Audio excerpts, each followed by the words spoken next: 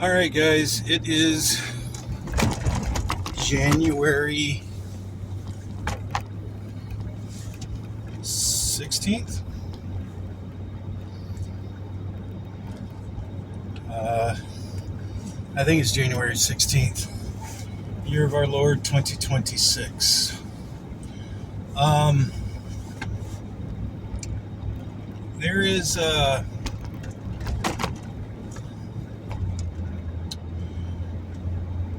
think they're fixing to invoke the Insurrection Act and where all the rioting and stuff is going on. And I think this is going to be the beginning of the Insurrection Act stuff. I think they're fixing to go through and start gathering people up. I don't know. That's an assumption.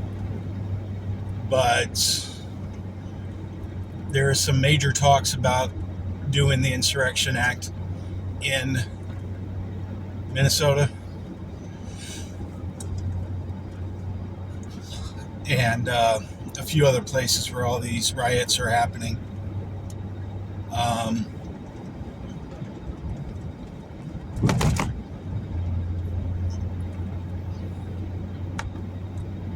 There is a lot of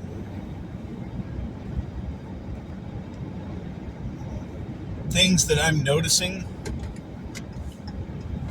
that are starting to come into play. The Clintons apparently think they don't have to abide by Supreme or the Congress's subpoenas when everybody else has to. So I think they're fixing to get in a lot of trouble. I think there's arrests fixing to be made on a lot of that stuff.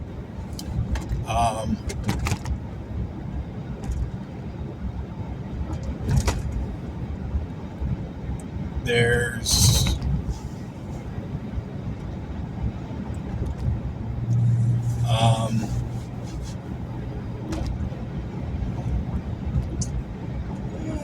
excuse me. There's several things that are going on simultaneously.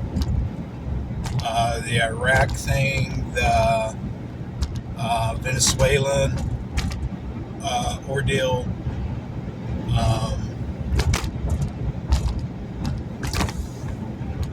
but yeah,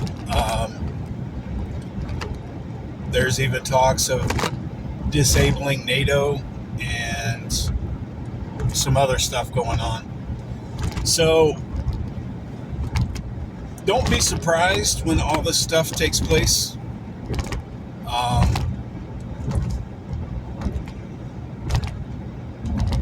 I know that there's going to be people that are going to be like, what? I didn't know this was going on. There's a lot of stuff going on behind the scenes that we haven't been privy to that we're fixing to start knowing about. Things are starting to come out. Okay?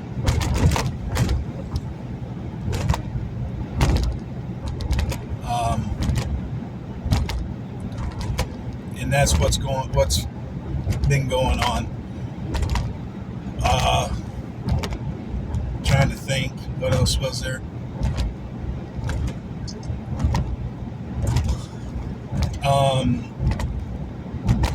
It's basically the same old song and dance. Everything's Trump's fault. Nobody else did anything wrong in this world. And Trump is the devil. So, and if you're a Republican, you're the devil. If you're white, you're the devil. So, apparently that's the way it's going still.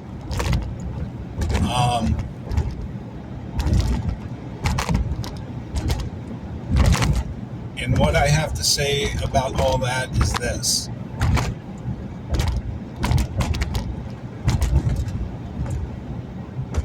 Whatever your opinion is of me and my choices, I don't care.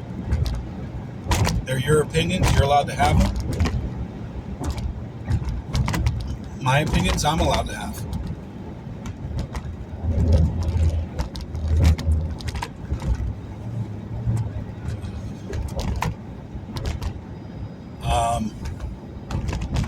You may not like what I say about what I think about other people that are behaving like idiots. But that's my opinion.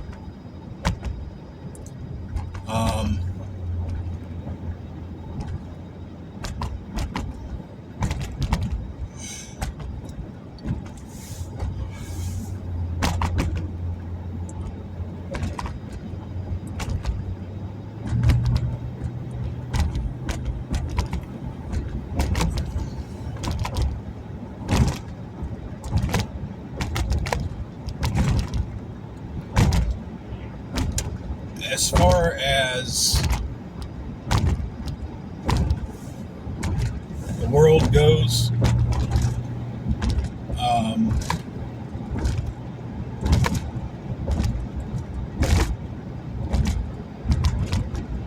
waiting for God to tell me what He wants me to do. And I'm not sure exactly what it is I'm supposed to be doing right now. So I'm waiting for Him.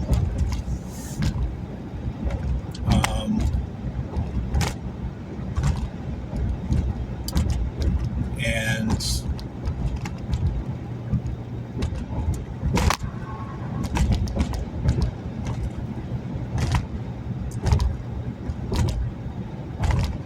the main thing about faith is trust and obey what the Bible tells you to do. What God has said to do. Believe it or not, the Bible is a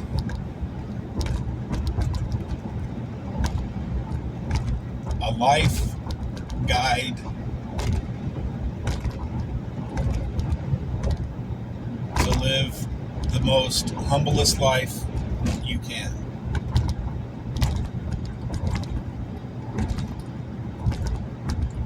Some people think being humble is weak.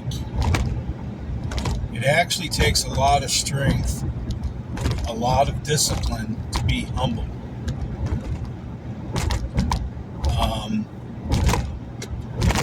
And a lot of people don't understand that. And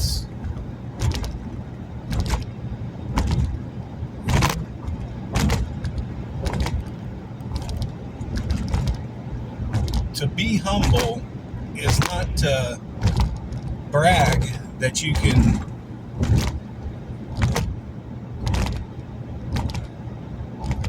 do a 10K marathon in 12 hours when everybody else has to take 24 hours to do it. I've never ran one. I don't know what the length is. I don't know what all that's about. But I know some of those marathons are like 24-hour marathons. You're literally running for 24 hours. And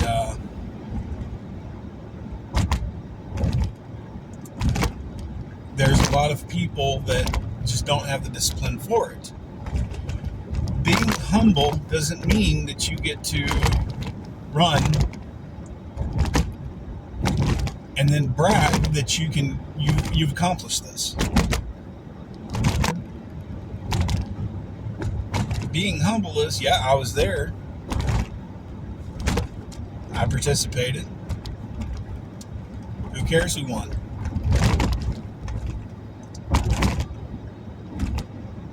I got the experience. That's what I was there for. I don't care who won. That's being humble.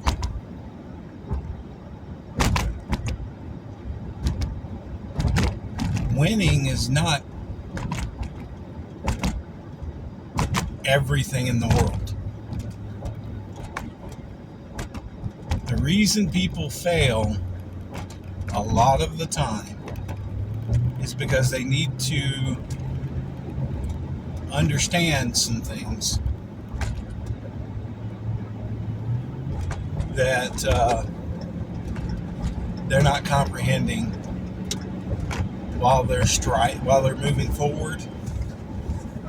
So that loss sets them back to where they need to pick up and understand, okay, what did I not learn the first time around? Now I know. So when you lose, it's not the end of the world. It gives you an opportunity to go back and look at why you lost and correct the issue and be better than what you were. So, if you look at life as nothing but a failure, then your life's going to fail. If you look at your life as I'm succeeding, you're going to succeed. But where the failures come in, you don't lie down with them. You don't embrace the failures. You embrace the wins, but you learn from the failures to embrace more wins. And some people have a hard time understanding that. They think, well, I've tried this 4 times. I failed each time. I'm a failure. I'm not going anywhere. Look at Thomas Edison. Developed the light bulb.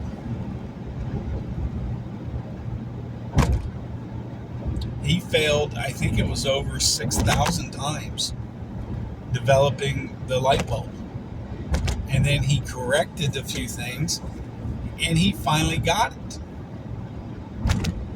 It took him 6,001 times to figure it out. We don't have that kind of discipline anymore. If it doesn't happen immediately, we're a failure, and that's all we are the rest of our life. And God is saying, no, you're not a failure.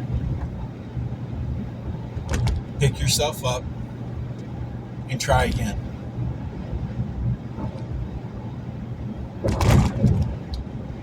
So imagine if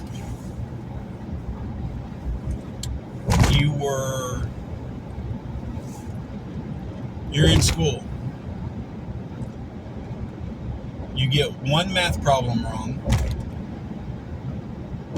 and you just quit school in 2nd grade because you're a failure. You missed the one quest. You missed the one. Instead of pushing your mind to learn more, you just give up. You quit, you're a failure, you're not going to amount to anything. God is telling you, no, you can keep learning. You can keep moving your mind forward, and you will get stronger and better.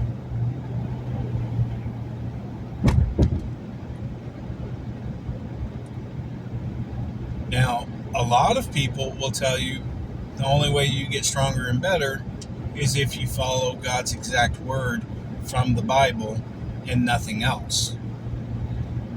You have to live a very soulless life, isolated life.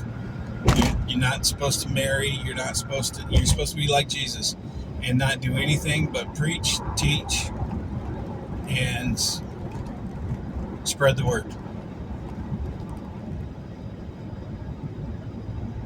That life isn't for everybody. Some people are put on this world to heal. Some people are put on this world for wisdom beyond other people's reckoning. Some people are here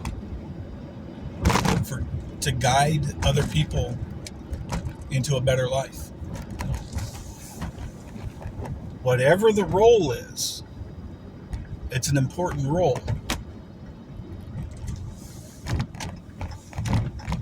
Because God assigned it to you for a reason. But I'm a bank teller. Okay.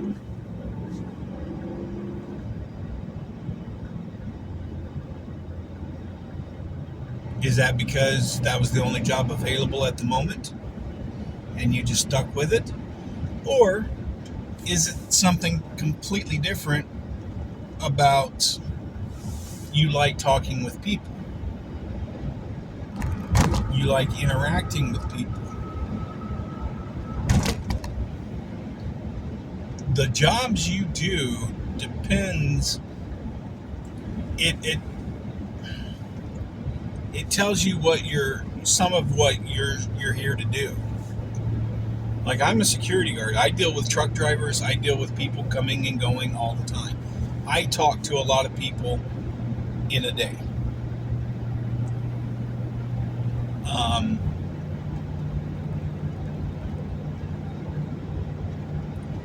So in a way, my job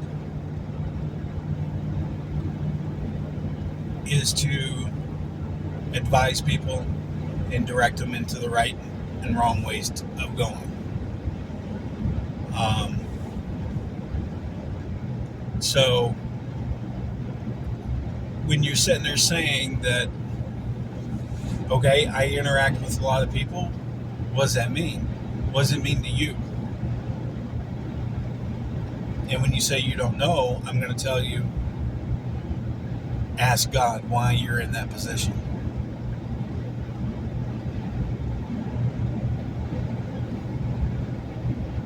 Well, God doesn't talk to you. Why is he going to talk to me? Well, maybe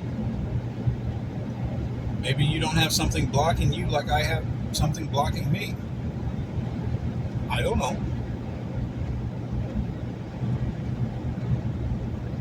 But I have faith that God will answer you. I have faith God's going to answer me. Just not when I'm demanding answers. When God says, now you're ready for this information, now I'm going to give it to you. That's when I get that information.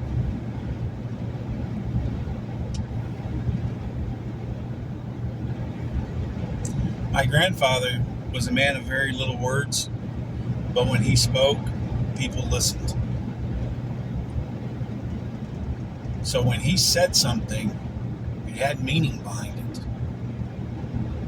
It had soul behind it. Nowadays, nobody has soul and it doesn't have meaning. It's a lot of empty words, nonsense, to get a click, get a like, get a subscription, to get paid. And that's something I'm trying to stay away from.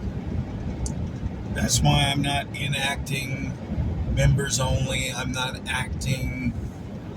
getting paid for any of these things. I'm just documenting my story that it might help people. I'm not in this for money.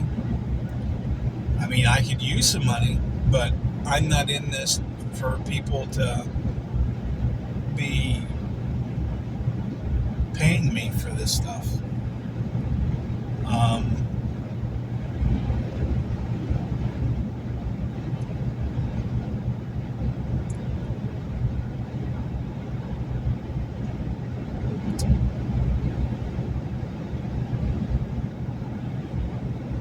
If tomorrow was the day of the great and terrible day, would I be confident that I'd be blessed by God if death came by my house? I'm going to tell you yes, because I believe in God, and I believe when it's my time to go. If God calls me that day, I don't have a choice. I've got to go and answer for what I've done. I've asked for forgiveness with all my heart, and I believe the balance will be forgiven.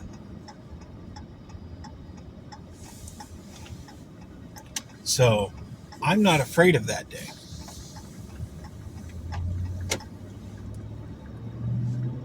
And I know there's a lot of people that are.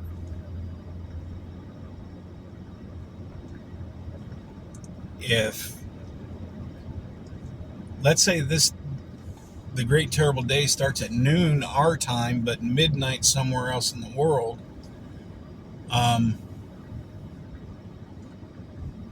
when you're going to lunch and next thing you know, somebody across the lane just vanishes from the car, what do you do?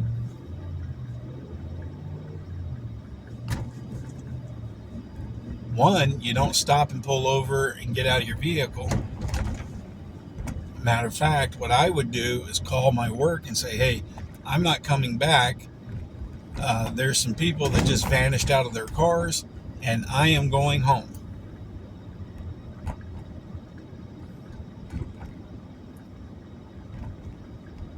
And I'm going to get home the best I can. You know,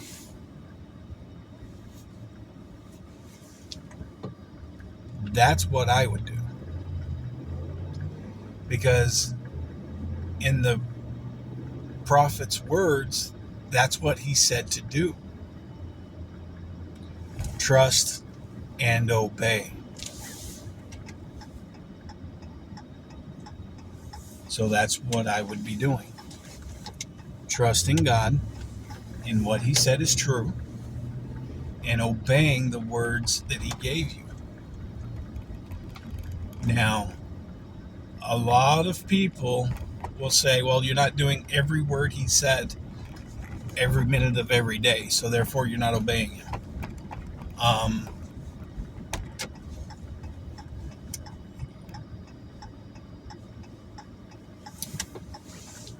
What I would say to that is this. If you're not doing what your person you worship says do every minute of every day, then you're in the same boat. So understand, when you start putting narratives onto people, they can be thrown back onto you. So in my opinion, stay away from them.